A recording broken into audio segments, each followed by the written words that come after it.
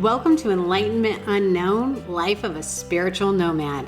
Join Reiki Master and Quantum Healing expert Wes Coons as he guides listeners through the depths of self-discovery and spiritual enlightenment to uncover the version of you we haven't met yet.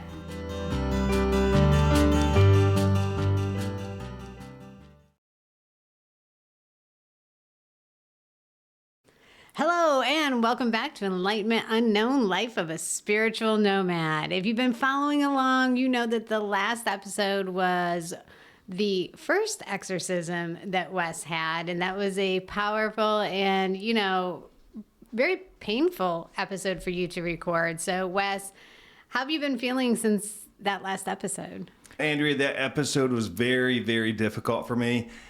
The listeners, they hear the edited version, and the reality is it took us a while to make that. We had to stop a lot. So thank you for supporting me going through that. I appreciate it. I've had several listeners reach out, which I didn't tell you about because I always wait to tell you on the show anyway. Thanks, a little surprise. Yeah, because I forget everything. So, but some people reach out and said, hey, I didn't realize that was that difficult for you. And, it was, but we took 2 weeks off. I went to the mountain, did some work with Lakota, which was nice, got recharged, and did some community service for her. So it's nice to be back. I'm excited to be recording today. And, did I tell you lately that we've got the best listeners in the world? No, tell me more. Yeah, because we have listeners all over the world. So thank you. Tell a friend. Yes. We're going to be on some guest shows here real soon, so we're working out the details on that. So that's going to be fun. That's exciting, yes. We will let you know who that is so you can go to their podcast and listen to us get interviewed. It'll be fun. Yes, it'll be a new adventure. I'm looking forward to it. Yeah. So what are we doing today? Well, you told me earlier that we're going to talk about Jesus. Yes, we're going to talk about Jesus today. I think it was episode 6 in season 1 was the first time we spoke about him in detail. And as you well know, the energy work that we do, the work that we do, Jesus is doing the work. I'm just the tool. The healers are the tool. And so in that episode, I was working with Sandra Grace, and it was my daughter's birthday, and she was in the hospital. So long story short, he showed himself to me when he was being crucified. Then he showed himself to me in his tomb when I met Mary. And then we went to the Last Supper, and finally he took me to the Valley of Death. And that's where I stepped into my power. That's where I claimed Jesus in my life. And I said, my name is Wes Coons, and I walk with Jesus Christ. And that's when I became authentic with myself, and the energy exploded out of my chest, and the light filled that valley and pushed the demons away, right? So that was the first time. The second time, I had to have a surgery. And it was the night after the surgery. I was home. I wasn't on pain medication. I didn't really need it. I don't know why. I just didn't. But I remember sitting there thinking about this journey, and I asked Jesus, I said, what is my purpose here? I don't understand. It's all been so confusing. And I was kind of in a little bit of a meditation. I was laying there, my eyes were closed, just contemplating things, because the honest answer is they just removed a tumor off my spine. And when I was asking that question, I seen him in my mind. I heard his voice. And he said, my journey is not over yet. And the reason he said that is there was a part of me that didn't want to be here. Let's be honest. I didn't want to be here. He said, your journey's not over yet. You've brought people to my church before, and you're going to do it again. And you are going to build my army.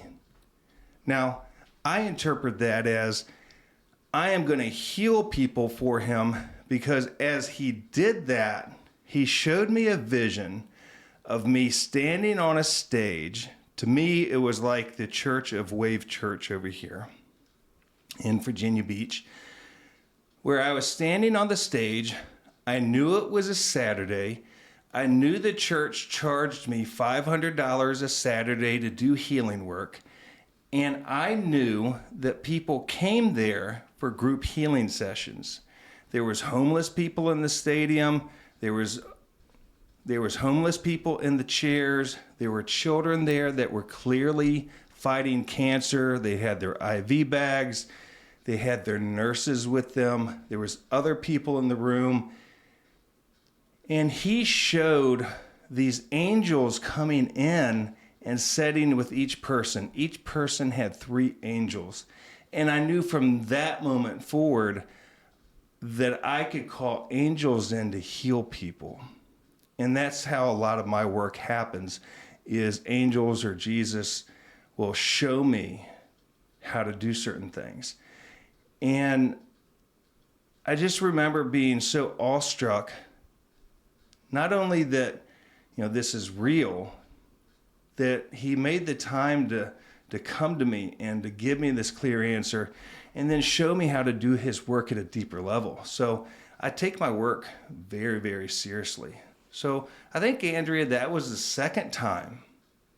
Yeah, and was this during the haunted house or after that you saw this?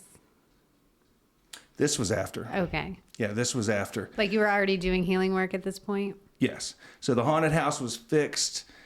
I had probably already taken my Reiki 1 course with Trinae, and yeah, I wasn't a Reiki master yet, I don't believe.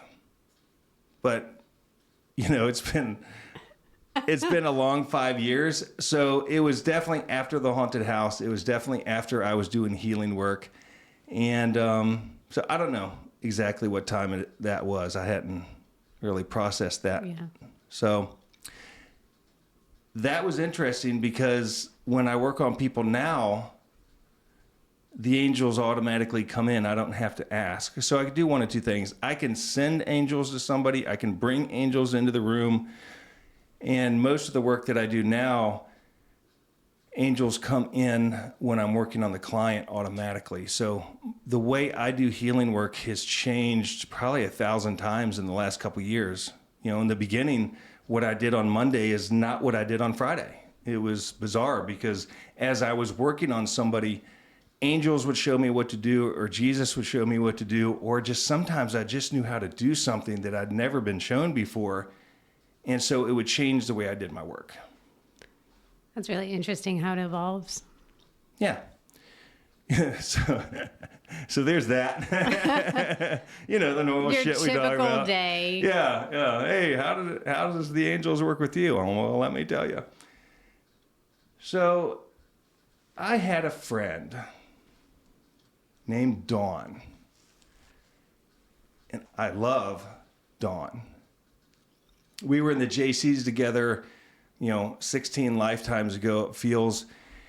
And, life happens, and she went her way and I went mine. And I noticed that, over the years she had been fighting breast cancer. And one day I felt called to reach out to her.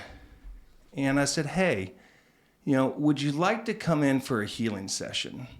So this was just right after the haunted house. So probably the first year is after the haunted house in the first 18 months. Because when I got out of the haunted house, I was in a temporary rental at the beach, and this was a permanent rental that I was in because there was nothing to buy. The market was crazy. And so Dawn comes in, and of course we're instant friends again. And she teaches me how to live. She was teaching me how to live while she was dying.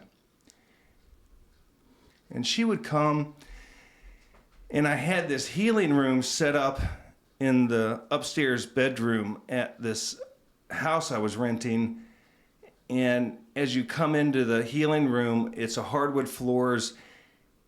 And then in the middle of the room, I had my healing table, which is basically a massage table. And underneath that, I had these crystals and these stones.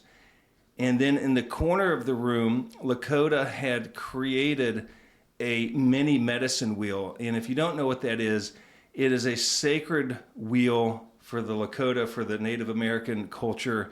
And it's a circle of stones, and it's got a crisscross in it that represent the four directions. And Lakota says this is a direct conduit to God, that you can stand in that and receive a healing. It changes the energy of the room. So I had all this extra energy in the room that helped me do God's work. And so Dawn would come on a regular basis, and we would talk, and she always had a smile on her face. She was always laughing, and this woman was struggling at such a deep level. I loved her so, so much. Well, I had her on the table one day, and I felt this energy come in the room. I mean, it was extraordinarily powerful. I had no idea what it was. It was like this giant bubble of golden light, and it was so powerful it almost burnt my skin. It's like staring at the sun. So she's on the table, kind of out of it a little bit, just chilling out, her eyes covered. And she goes, "Wes, what's going on? I feel something just entered the room." And I thought that was interesting. She felt it too. And I told her, I said, "Honey, I don't know." And about that moment, Jesus came through the wall and showed himself to me. And I remember just being just so awestruck, not necessarily seeing him, but the unconditional love that he carries is absolutely extraordinary. I mean, to feel that, you'll never, ever forget it. You'll never mistake it for something else. It is the most beautiful, most pure thing you will ever experience. And I remember looking into his eyes, and he represented himself to me like you would see what you think Jesus is going to look like. And his sleeves were moving back and forth, and they were tattered. He wasn't in this golden robe of holiness. He was just in these almost rags and stuff, and just like a common person back in the day. And when I looked into his eyes, he told me, "I love you." And that's the second time I believe he said that to me. And I just remember just instantly sobbing, instantly crying. And the energy was so powerful, I couldn't stay next to Dawn. So I'm backing up against the wall. And at this point, I am against the wall, pressed with my back towards it, because his energy was so powerful, I couldn't step forward. Plus, I was intimidated. And he takes his hands and touches her stomach and touches her chest. And he looks up at me, he rolls his eyes up at me, and he says, "This woman will not die from cancer." And she could feel it. She could feel him touching her. She could feel his energy flowing through her body. And it felt like he was there forever. I didn't want it to end. And when he was done, he just looked back up at me with his eyes. And then he stepped back, and I remember feeling this overwhelming sadness because I wanted to go. I didn't want to be here anymore. And it was so, I don't even know how to explain the intensity of his love that he has for everybody. We all have that. And I remember how excited Dawn and I were afterwards because she was going to the doctor the next week and her test results were through the fucking roof awesome. And they got better and they got better until they didn't. And I didn't understand why they didn't. I'm like, he came to us. He was there. He said she is not going to die from cancer. And then I was reminded, we have free will. And one of the things that she wasn't able to do was let go of her anger towards her husband. And her anger that she carried was not letting the cancer heal. And then she had a conflict with her husband that we're not going to disclose here because we're going to keep that sacred. The problem was she couldn't fight what was going on in her personal life. She couldn't fight the cancer at the same time. So as we have free will, that free will of her not being able to let go of some things. And then there was a legal battle between her and her husband that she couldn't fight. And my friend goes on this trip. She flies to like Utah or something. And I think when she flew, that supercharged something in her body. And she died in another state on the other side of the country. She never told me how sick she was. She would never tell anybody that. And I remember the day she died, I woke up at like 2:30, 3 o'clock in the morning, and I kept staring at my phone, and I didn't understand why. I was waiting for something, and all of a sudden there was a phone call from Dawn. And I'm like, hey, girl. And she's like, hey, I'm in Utah trying to get home, and I need you to do me a favor. I'm like, sure, anything that you want. It was the only time she ever asked me for anything. She said, I need you to get all your healer friends together and heal me. And she said, I'm not going to die in Utah. I said, oh, honey, I don't see you dying in Utah. I couldn't see it. I couldn't. I was too close. I was too close to her. That morning, her children flew in, and somebody took her daughter and put her on a private jet from the Caribbean and flew her across country for free. I mean, who does that for somebody, Yeah. And as Dawn was dying and they had to bait her, she had a chalkboard and she's writing on there. She was writing messages to her kids because she couldn't talk anymore. You were beautiful. You were gifted. You were loved. And then she went home. I can promise you, I was more than heartbroken over that. And I was so fucking confused. It took me a minute. I mean, I almost quit doing healing work over that. And then Dawn started coming to me when I was doing healings and I would see her. And I didn't see her as you would see her as a human, but I knew it was her. It was like this golden orb. And she was there and I didn't understand it. And so I would set her to the side in my mind, in my healing space, and not let her participate. And then I was doing some healing work with Margaret. I asked Margaret if she could remove the energy of unworthiness from me. And she's like, oh yeah, you can do it. And I'm like, the fuck I can.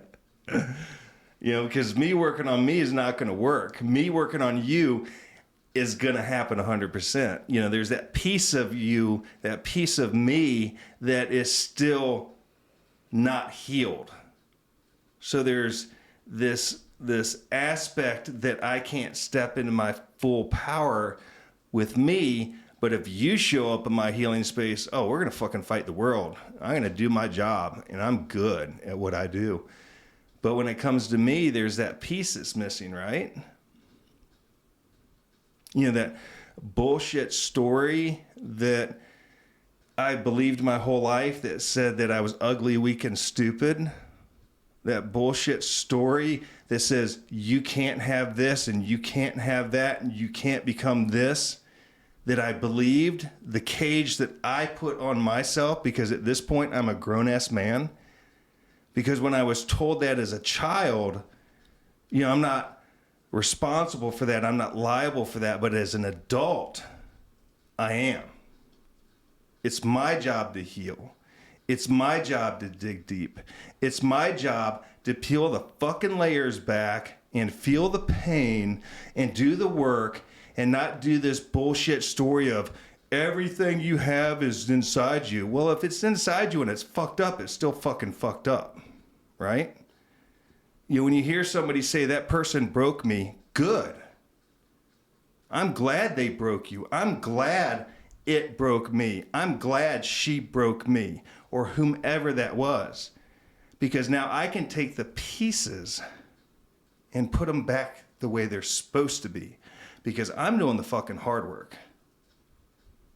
You know, I'm going deep inside.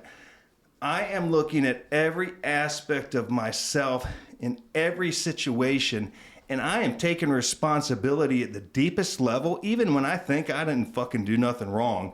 That just tells me I ain't looking deep enough. Because guess whose fault it is, Andrea? It's yours. It's Andrea's fault. It's my fault. So I couldn't do the work for myself. The honest answer is I asked Margaret today to do some work for me because I couldn't do it myself. I tried, but it wasn't complete. And I am not afraid to say that I need help. I'm not afraid to ask for a friend to help me. You know, the last few months have been difficult. This podcast has been difficult. Yeah. You know, Andrea and I have a deal. If I call and I'm struggling, she holds the space for me. We hold the space for each other if we're struggling. And if we need more, then we have to ask for it. Because that means I'm stepping into my power saying, I need more than you just being an ear for me, right? Yeah. That's how you support each other. My buddy Brian, you know, Brian Kavanaugh, one of the greatest trainers in the world. I fucking love this guy. He's in Virginia Beach. You know, we do that for each other. You know, because the old story is men are supposed to just go to work and you're supposed to do your job. And, you know, you're not supposed to have feelings. You're not supposed to have emotions. Then we turn around and our significant others are like, where's your feelings and emotions? I'm like, well, fuck, we've been told we ain't supposed to have none. Right? We're breaking the chains of that old pattern that you can't be a man's man and have feelings. Bullshit, you can't. Come hang out with my ass. I'll cut down a fucking tree and cry while I'm doing it these days. Yes, he will. You're right? I'm like, I'm in tune with myself. I'm working hard. And that is the new fucking man in my mind. Yeah. You know? Now, I share this because people need to hear there's a different way. People need to hear that it doesn't take forever to heal. People need to hear that you are beautiful, you are gifted, you are loved. So Margaret has me on this table, healing table at Spiritual Relics in Virginia Beach. And if you haven't figured out, I share who my healing friends are because it's important. It's important for people to know that we are here and that we are safe. So she's starting to do the work, and I love Margaret. When she feels energy, she gets all kind of loud. She's like, ooh. And she is just so incredibly gifted and powerful. And she's my friend and she's my mentor. You know, she's one of my mentors. And so she's starting to do the work and she starts to back away from the table. And I'm looking at her, I'm like, what the fuck, man? You know, I know enough that when Margaret's backing away from the table, it might not be good. And she's against the wall and she says, I can't do the work. I'm like, you said you could do the work. She said, you don't understand. And she's starting to sob. I can't do the work. And, you know, I'm getting a little frustrated. I'm like, well, fuck, you know, I want this fixed. I'm trying to figure out what is wrong. And she said, honey, you don't understand. Jesus is here. He's going to do the work. And about that moment, she said that I could see him standing above me. And he looks down with his eyes.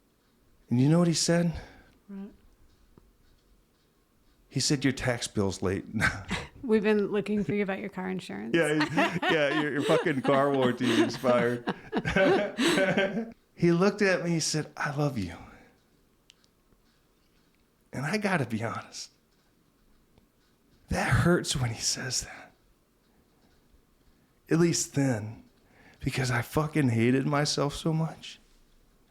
I couldn't process how somebody could love me.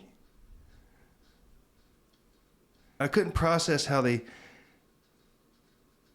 could sit there and say, I love you, and I've done these things in my life, and I've been this wrong person before, and I've lied before, I've cheated before, I've stolen before, I've done these things, and you're telling me you fucking love me? You know, this raped little piece of shit boy, this ugly, weak, and fucking stupid, you love me? But he loves me, and he loves you. And he placed his hands on the top of my chest and on my stomach. And he reached into my chest and started to pull out that unworthiness. And that felt like, you know, in the military, you've got those big heavy duty mops, those rope mops. Oh, yeah. They're like weigh 50 fucking pounds. It was like one of those being pulled out. You could feel the weight of it. You could feel all of that coming out at once. And he has this little smirk on his face because he's actually pretty funny. And he pulls it out. And, you know, from that moment forward, I can't feel unworthiness in my body. You know, because unworthiness was a fucking lie. I believed that lie. I lived that lie. And some of y'all are believing and living that bullshit right now, too. And it's a fucking lie. And he pulled that out of me. And the energy in the room was so crazy. I believe Margaret and I both went home and couldn't work really for a couple of days. But it was like 6 days before I could look down on my chest, and where he touched me was golden handprints on my skin. It took like 6 days before those faded away. It's unbelievable. So it was extraordinary to go through. And so Margaret comes over and finishes everything up after he's done. And then, I don't know, a little bit after that, I don't remember how long it was, I was working with this lady, and she was going into the Akashic records and getting a message for me, right? Do you know how to explain the Akashic records? I mean, isn't it just a place like in another realm where it's a log of everything that's ever happened to anyone ever? Isn't that what it is? Yeah, I think so, pretty much. So some of y'all might have a better definition of it, but it's basically everything that's there. And she's an attorney. She does this work part-time, and she's very, very good. And for life of me, I don't remember her damn name now. So if I find it, maybe we'll have her come on the show. So we're going through the Akashic records, right? I'm laying there on the sofa. We go into this little 2 or 3 minute meditation. You breathe in, breathe out, and you kind of get in the zone. And Jesus came in. So I was sitting there, and it showed me floating. And when I looked down below me, I could see this chariot. And the chariot had one white stallion pulling it. And the chariot was going, and the chariot was being pulled through the clouds. And you could see it was solid gold. And I could tell that the angels had hand carved all the decorations and stuff and the flowers and everything on the chariot. And as I was floating down, I floated through the top of the chariot, and I was in the back seat, back left. And as I was floating in, I was looking to the right, and there was Jesus. I'm like, oh, fuck, what's happening here, Like, all right, cool. Going for a ride with G-Man, And he took his left hand and put it on my right knee. And he looked at me, like your dad would do. You just sit down and he just touches you. And I remember as he did that, I looked out the window and Dawn was there. And she goes, hey, Wes. And I'm like, hey, Dawn. And it wasn't her as this human figure. It was this golden, like a oval-shaped mirror of liquid gold. And I'm like, hey, Dawn. I said, how are you? I miss you so much. You don't understand the depth of pain losing her. The depth of pain that I felt in my body from losing my friend. Because I was gonna heal her. I was gonna fucking save her. And she was going to move to the beach, and she had moved and signed a lease to be at the ocean front. And I was going to learn how to surf with their children, and their kids would come over and they would swim in the pool. And when I came home, I felt like I had a fucking family. Dawn would be on the sofa wrapped up in a blanket because she was cold. And I would cut up apples and stuff. I'm like, honey, you haven't eaten today. And I'd make sure she ate. And then I would cook dinner for her kids, and they'd play in the pool. And I wanted that. I wanted to do that with her and them. They were my friends.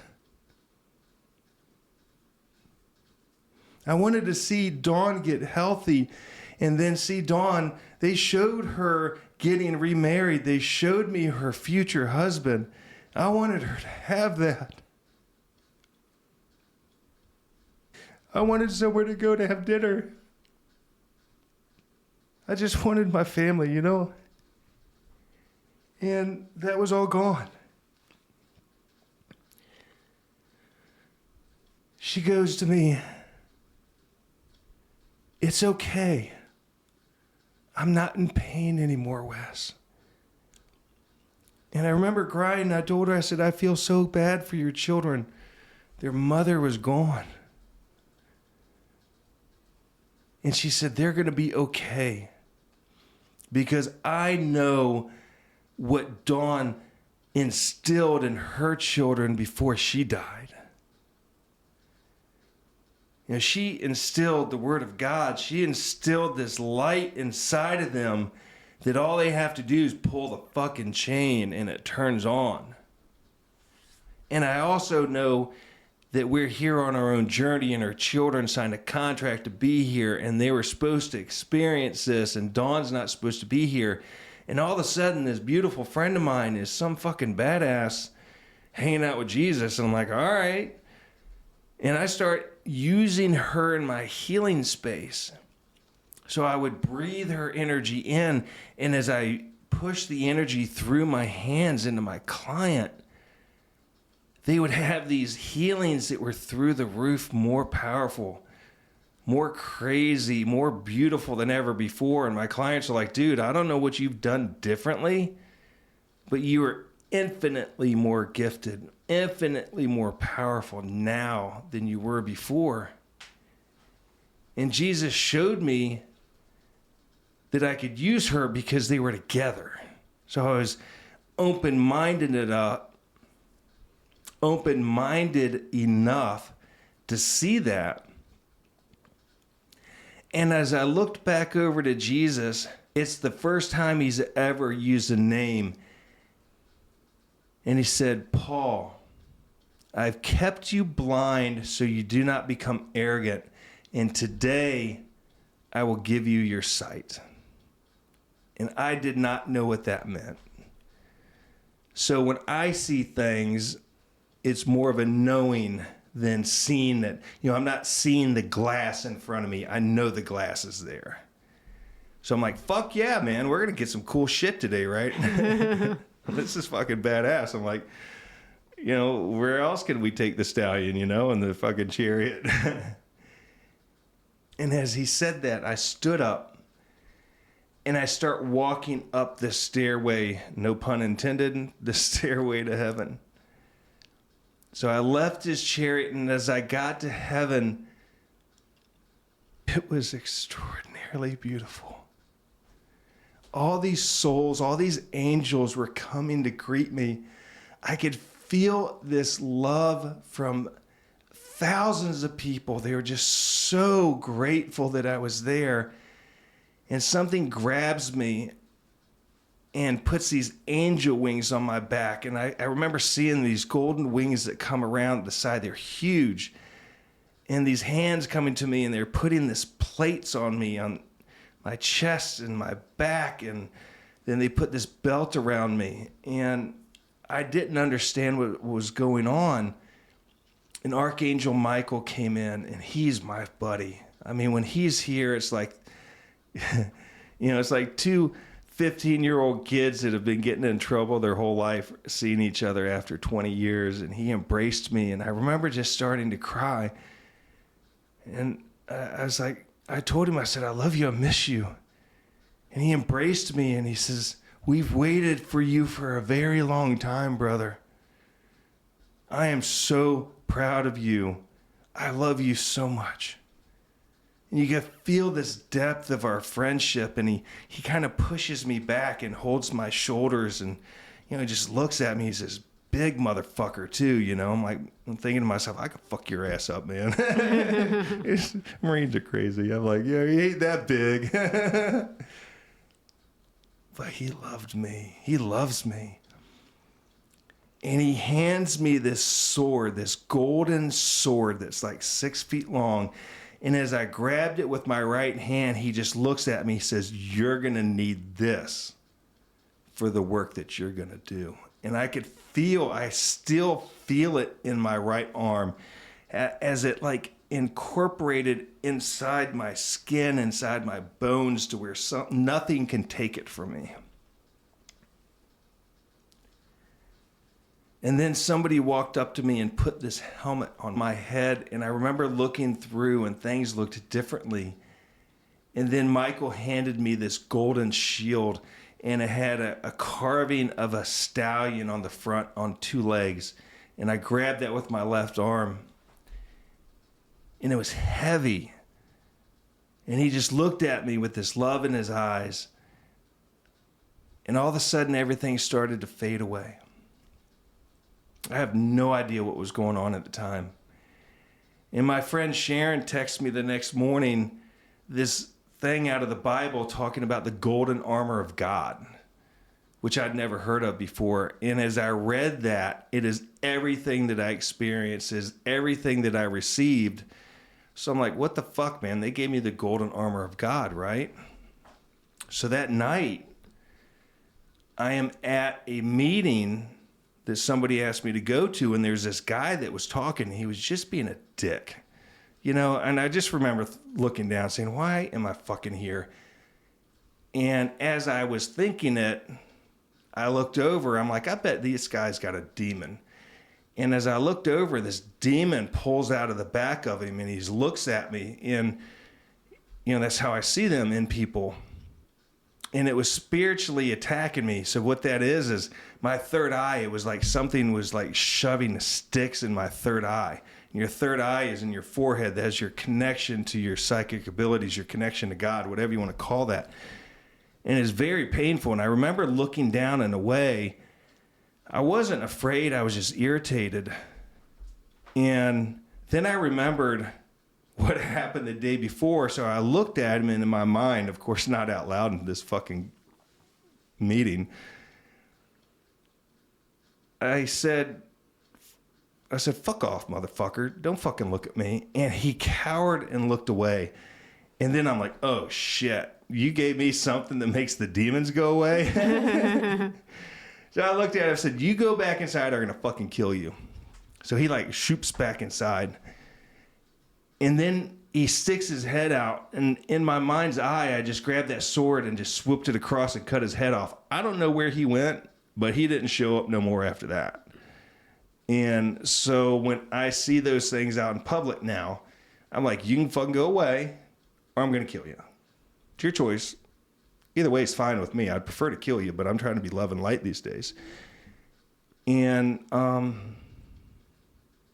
so that's when Jesus gave me the golden armor of God. That's fascinating. I'm really fascinated that your friend sent you that passage from the Bible the very next day. I know, right? And it's Sharon. I can promise you Sharon is not a Bible person.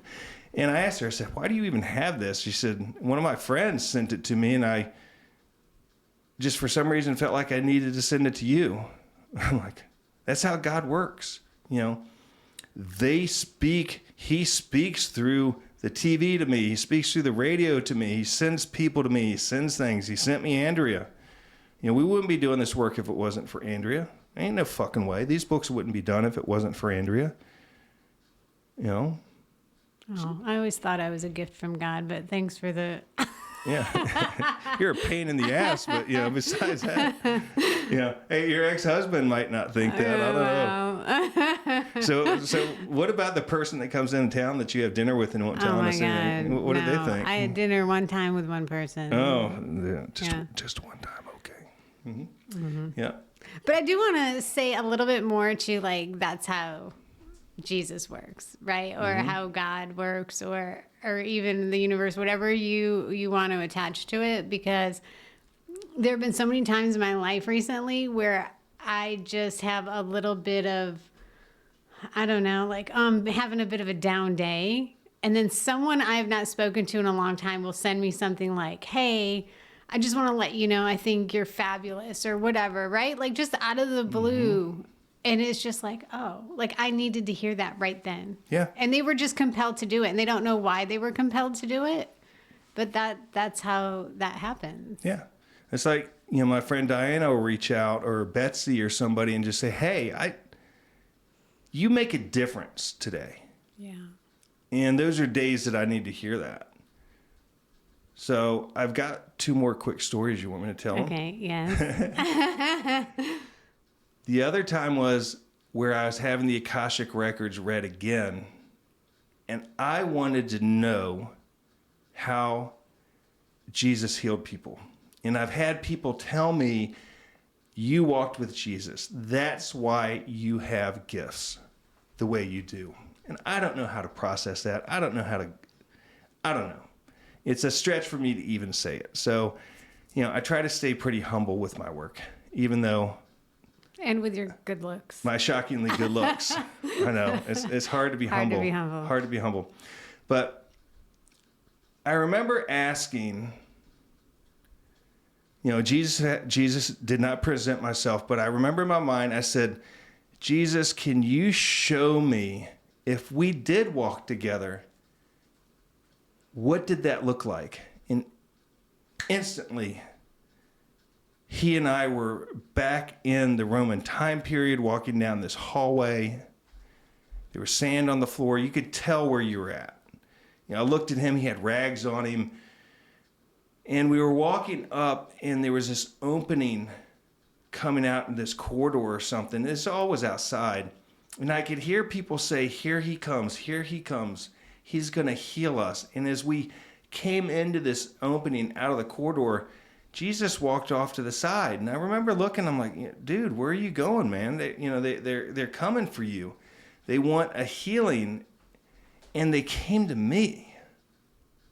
And I remember looking at him and I just felt shocked. And he had this little smirk on his face because he's pretty funny.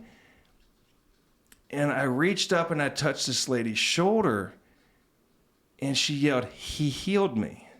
He healed me." And as I looked at Jesus, he just had this glow about himself, letting me step into my power, knowing that we did walk together, that we were friends, that we were connected. And this is how I healed people. He didn't show me how he healed people. It was extraordinary. It changed so many things for me. It helped me step into my healing gifts so much deeper. Yeah, I would imagine. I mean, that's also a good story about, showing other people their power, right? Like, Yeah. like that's the most important thing we can do is let someone see their own light. Yeah, it is. When we see our own light, we're here to be a beacon of light. You can't be a beacon of light if your light is out. So the next time he showed me something, I was doing a little meditation. I was just doing some self-healing. And I asked, show me what it was like for us in that time together. And he instantly took me to the Sea of Galilee. And there was a bonfire.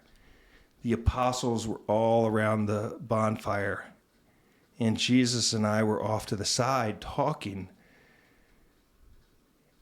And I knew it was the night before something heavy was going to happen. And I didn't really understand what it was, but it was like a bunch of friends having a bonfire, chilling out. Jesus knew what was coming, but we did not. And it wasn't a very long vision, but it just showed me and him talking, and I could see the other apostles, and I knew they were the apostles. I just knew it. I knew it. I don't know their fucking names, but I knew who they were. And I remember, I'm sitting there. You're sitting on this beach of rocks, and I'm kind of looking around and just taking things in, and I made eye contact with him. And he just had this little smirk on his face that he has. And, he smiled and he just said, "I love you." And I remember that time I didn't cry. I said, "I love you too." That was right before he got arrested, just before they crucified him. I don't know the details in the Bible. I'm not going to go read all that shit and look it up. I just, is what my gut shows me. And I don't need to go read that because I know what I experienced and I know what he showed me. And it is extraordinary and it is beautiful. Those are all the ones I can think of right now. I mean, that's a lot. That's a lot of times to have an interaction with Jesus. There's that. So with that being said, we got Margaret's show or episode getting ready to come up.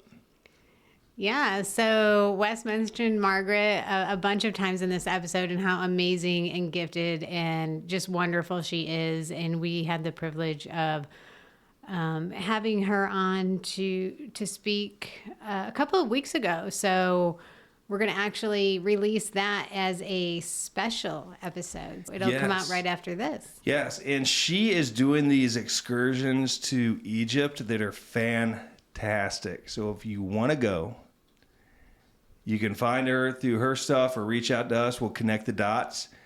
I can't go this year, but I'm definitely going next year. Sounds amazing. It will be. So thank you for listening to the show. And Andrea, thanks for being here. This has been great. Thanks. All See right. you guys next time. Bye-bye. You've been listening to Enlightenment Unknown with Wes Coons, your guide on the quest for self-discovery and the version of you we haven't met yet.